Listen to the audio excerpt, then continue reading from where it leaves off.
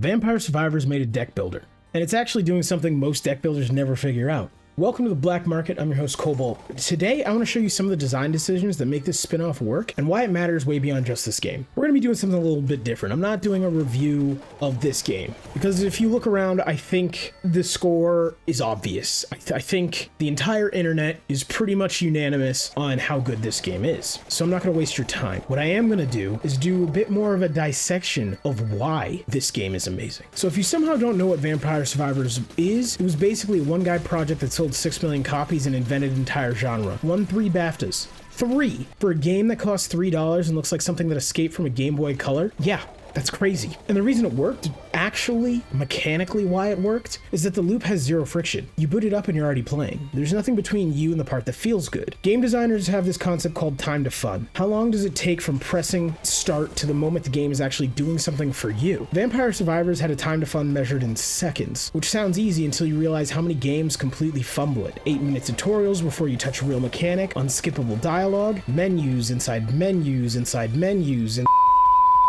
Vampire Survivors just dropped you in a field with a whip and said, figure it out. It basically lowered the activation energy of the whole roguelite genre. You didn't need prior knowledge, you didn't need skill, you just need to show up and the loop would do the rest. And I want to be clear, when I say activation energy, this is different from time to fun. This is how much energy you have to actually put into the game to get something from it. And this game has nearly zero. I can think of very few times I've been too tired or too brain dead to play Vampire Survivors, but it also had secrets and unlocks that allowed you to engage more if you wanted to. So Vampire Crawlers is Poncle asking a pretty specific question.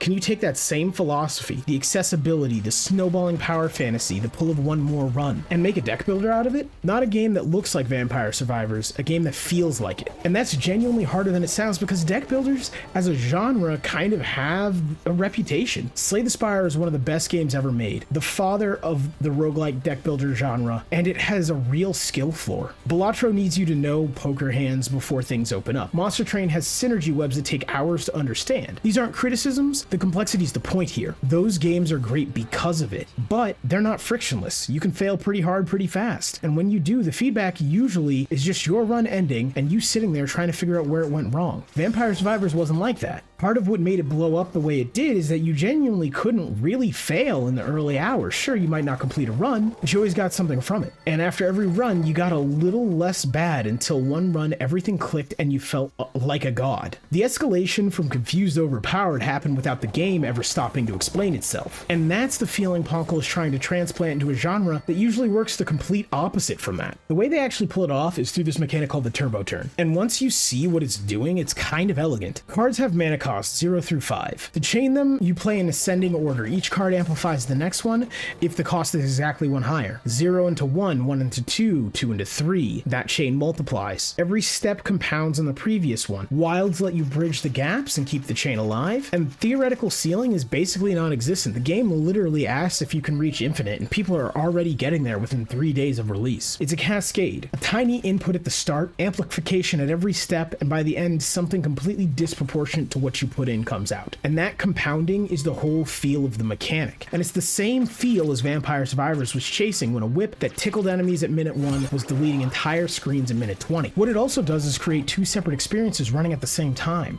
New players feel the output, things exploding, numbers going up, enemies dying, without needing to understand the mechanism. Experienced players that are managing the chain deliberately think about ordering, when to use wild cards, when to let it run versus interrupt it. It's surprisingly deep, but that depth isn't mandatory up front. You get the dopamine before you need the knowledge. The dungeon crawling layer is getting undersold in most of the coverage I've seen, and I think that's genuinely doing the game a disservice. First-person perspective in a franchise built on top-down chaos feels weird when you first hear it, but it's doing something structurally important. In Vampire Survivors, the arena was a container. Walls, edges, it shaped the chaos within. It gave it a boundary. It made positioning mean something. In Vampire Crawlers, the dungeon does the same job in a different dimension. It gives each run a shape you move through rather than a space you spin in. You're choosing a path, deciding whether a chest is worth a fight you're not confident about, figuring out when to push further and when another encounter costs more than it gives back. That decision layer is new for this franchise. It's not Slay the Spire multi-floor routing where you're planning around elites several rooms in advance. It doesn't need to be. It's just enough structure that each run has a beginning, a middle, and a point of no return. You're not looping, you're descending. That shift is how progression feels bigger than it looks on paper. There's something that happens in good roguelikes where a run starts telling a story. Not a written story, just a sequence of decisions that feel like they belong together. You found this card early, then a synergy showed up in the middle, make it better. Then the encounter 3 floors down is exactly the right test for what your deck has become. None of that was scripted, it emerged. And that's kind of the whole point. A good generative system, simple rules interacting and producing something that looks intentional, even though nobody designed that specific outcome. Vampire Crawlers is pretty good at generating those moments because the chain mechanic rewards the hand you've actually built rather than punishing you for the optimal hand you don't have yet. And that's the difference between a roguelike that feels reactive versus one that feels punishing. Punishing ones tell you 3 floors too late that a decision you made early was wrong. Reactive ones give you something that'll work with whatever you've got. Vampire Crawlers leans reactive, and that's the right call for what it's trying to be. Here's the part that actually interests me beyond whether this specific game is good though, which it is.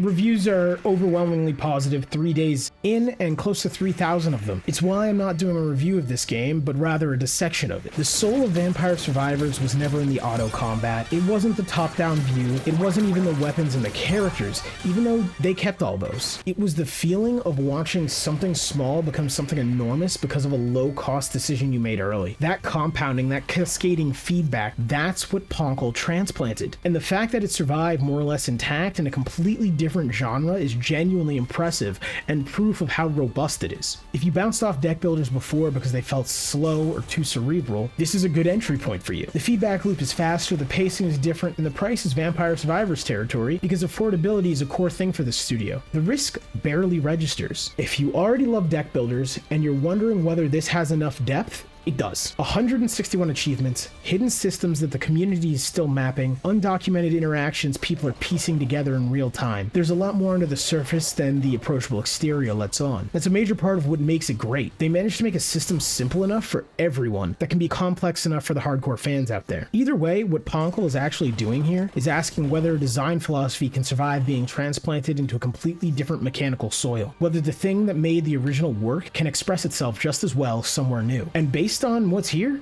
that DNA held. Anyways, guys, if you made it this far in a video, like and a sub would be greatly appreciated. I'm trying to grow the channel right now. Every little bit helps. Leave a comment if you liked this kind of new dissection content that I'm looking at doing. And you know what? If you guys like it, I'll keep on doing it for big games like this to come on out. Be sure to hit that notification bell so you don't miss my next video. I stream on Wednesdays, Thursdays, Fridays, and Saturdays, so feel free to stop by and say hi. As always, guys, I'll be back later in another video. Peace out. And a special thanks to all our members for supporting the channel. You guys are what allows me to keep making these videos and doing what I love, so thank you.